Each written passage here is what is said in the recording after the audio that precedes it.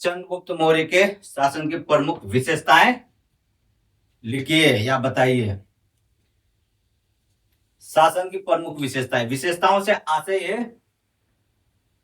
शासन की व्यवस्था से है कि शासन की संचालन व्यवस्था से या नियमों से कि शासन कैसे चलाया जाता था, कैसे, और उस शासन चलाने की व्यवस्था की जानकारी किस स्रोतों से होती है। यदि क्वेश्चन आता है मौर्य साम्राज्य या मौर्य प्रशासन की प्रमुख विशेषताएं या चंद्रगुप्त मौर्य के शासन की प्रमुख विशेषताएं बताइए। तो 1 से 2 लाइन में सबसे पहले तो चंद्रगुप्त मौर्य के शासन की विशेषता या केंद्रीकृत शासन था, तो उसकी जो किसकी नीति पर आधारित था, तो वो चाणक्य की नीति पर आधारित था। मुख्य रूप से चाणक्य की नीति पर आधारित था मौर्य प्रशासन। तो यदि 1 से 2 लाइन में लिखोगे तो कैसे लिखोगे? चाणक्य की नीति पर आधारित।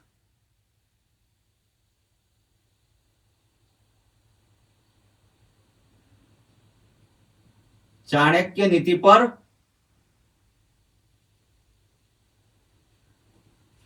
आधारित।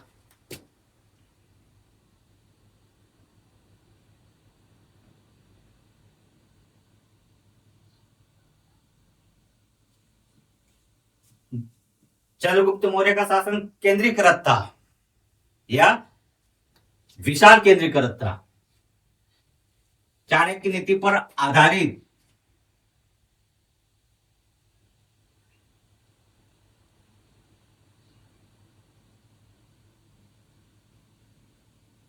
केंद्रीकृत शासन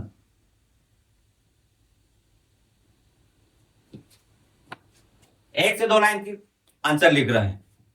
चाणक्य नीति पर आधारित था और उसकी विशेषताएं लिख दो। केंद्रीकृत शासन जिसमें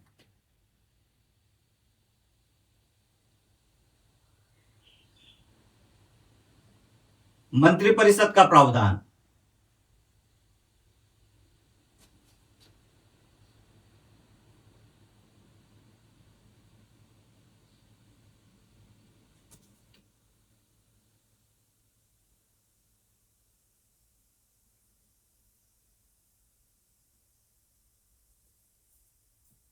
मंत्रिपरिषद का प्रावधान था राजा निरकुंज लेकिन प्रबुद्ध।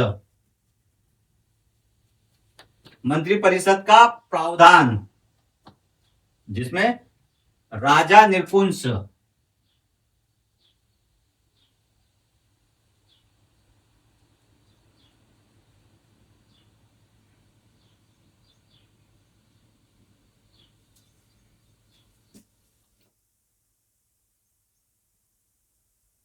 लेकिन प्रबुद्ध।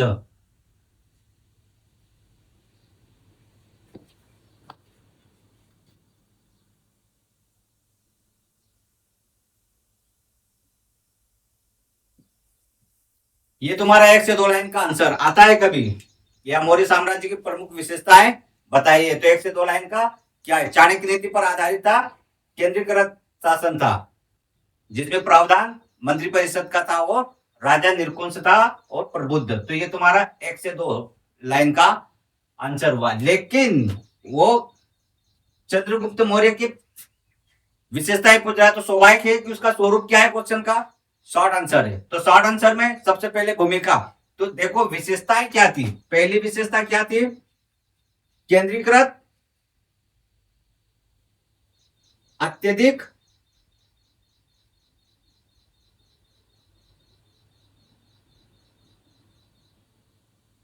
अत्यधिक केंद्रीकृत शासन।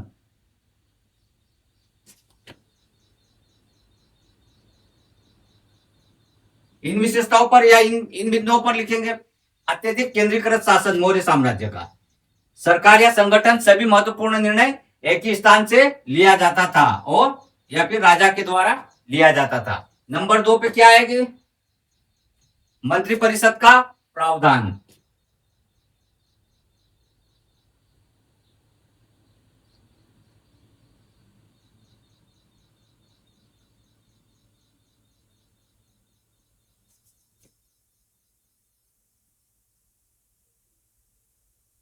मंत्रिपरिषद का प्रावधान। नंबर 2 विशेषता है। नंबर 3, राजा के दैहिक देवी अधिकारों को मान्यता।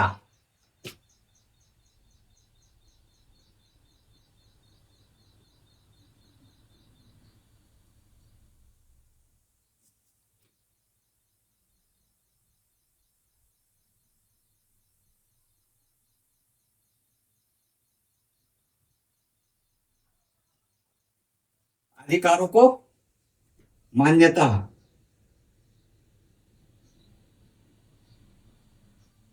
एक ये विशेषता मौर्य साम्राज्य की। चौथी विशेषता थी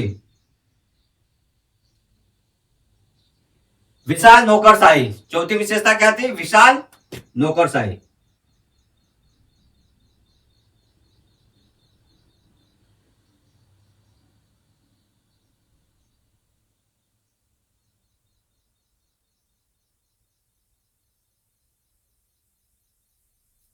पांचवी थी तुम्हारे सप्तांग राज्य की कल्पना।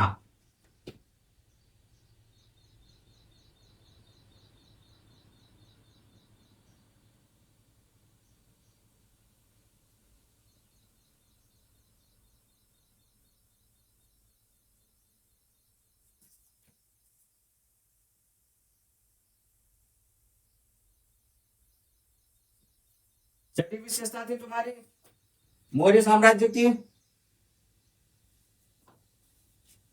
चाणक्य नीति पर आधारित वैदेशिक नीति।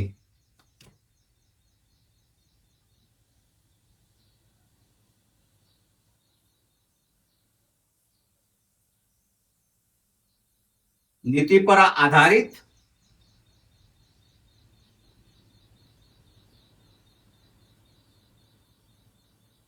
वैदेशिक या विदेश नीति या वैदेशिक नीति।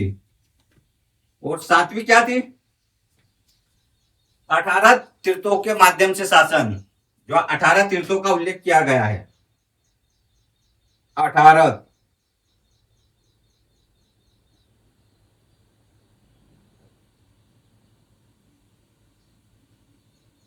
तीर्थों के माध्यम से शासन। और जो 8वीं थी वो राजनीतिक और प्रशासनिक दोहरी शासन। 8वीं क्या थी? राजनीतिक और प्रशासन। इन बिंदुओं पर लिखना है। वन लाइनर आया तो चाणक्य नीति पर आधारित केंद्रीकृत शासन, जिसमें मंत्रिपरिषद का प्रावधान, राजा निरकुंज लेकिन प्रबुद्ध। ये तुम्हारा हो गया वन लाइनर। ये विशेषता है, इन विशेषताओं पर इनका विवरण देंगे। चलो आगे लिखते। प्रश्न का स्वरूप 60 आंसर है, तो लिखना 150 से 200 शब्द।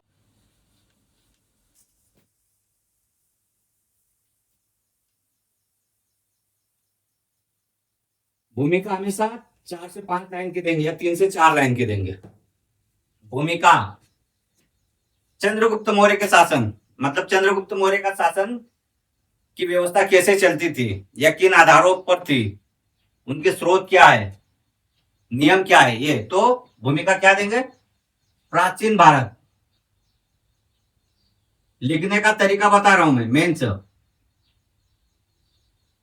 मेन से यदि प्रश्न आता है कैसे लिखेंगे, यदि विशेषताएं आता है तो कैसे लिखेंगे। कभी कभी होता क्या है, मौर्य साम्राज्य की विशेषताएं पूछ रहे तो मौर्य साम्राज्य में धम्म की विशेषताएं बच्चे लिख के आ जाती है। धम्म की विशेषता है, अशोक ने जो धम्म अपनाया था कलिंग युद्ध के दौरान, अपार जनहानि को देखकर जो द्रवित होकर उन्होंने धम्म नीति अपनाई थी या धम्म नीति की घोषणा की थी, तो वो प्राचीन मौर्य साम्राज्य की विशेषताओं की जगह धम्म की विशेषताएं लिख के आते हैं। धम्म की विशेषताएं क्या थी?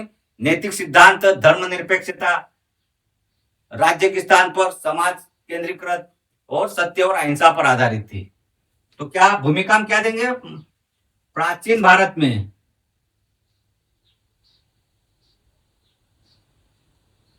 प्राचीन भारत के इतिहास में, सॉरी, प्राचीन भारत के इतिहास में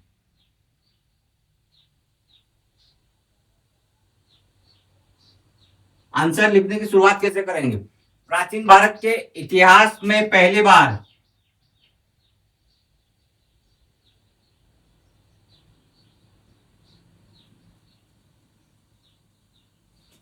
मौर्यों ने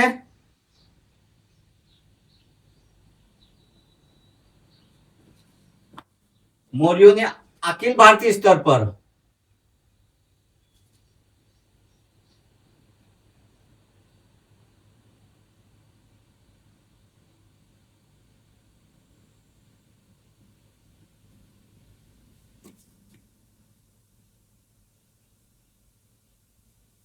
एक विशाल नौकरशाही को खड़ा किया था।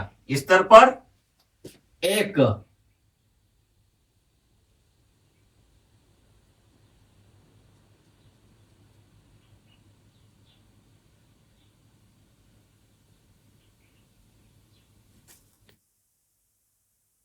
नौकरशाही को खड़ा किया था।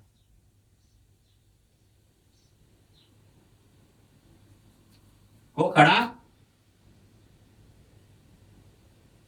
किया। इससे आगे वही लिखेंगे जो ऑनलाइनर में लिखा था।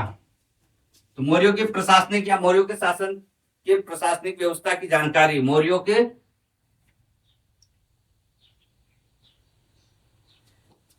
लाइन छोड़ना, स्पेस देना का इन्वर्टेड कामा लगाना, ये विशेष ध्यान रखना। मौर्यों के या मौर्यों के प्रशासनिक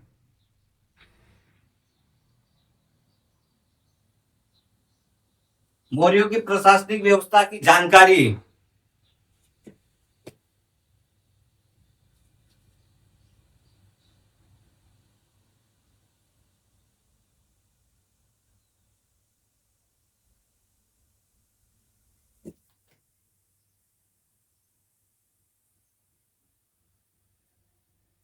कौटिल्य के अर्थशास्त्र पर मुख्य रूप से निर्भर है।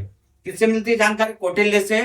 कौटिल्य के अर्थशास्त्र या यूनानी लेखक मेगस्थनीज व प्लूटार्क, प्लिनी, इनसे जानकारी मिलती है। तो जानकारी, व्यवस्था की जानकारी कौटिल्य के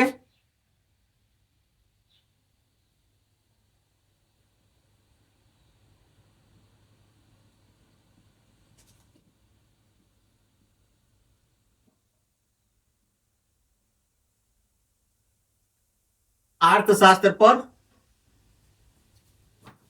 मुख्य रूप से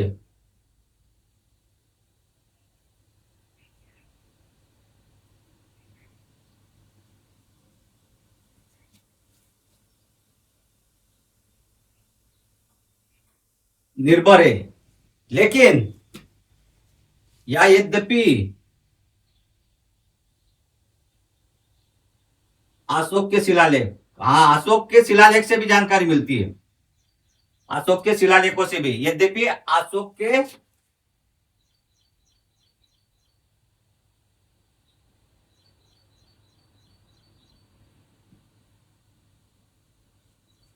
शिलालेखों एवं मेगस्थनीज की इंडिका से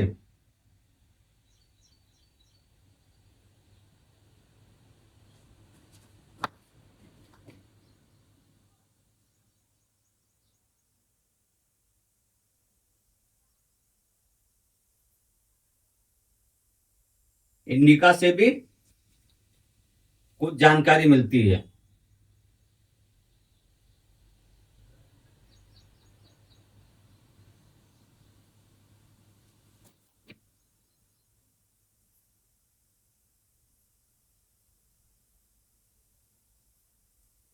कितनी लाइन का हुआ? 1 से 3 4 और एक बढ़ा देते हैं। जैसे नौकर सहाय विशेषताएं डाल दो, जानकारी मिलती है। मौर्य शासन या मौर्यों का शासन, या ये आगे लिखेंगे, मौर्यों का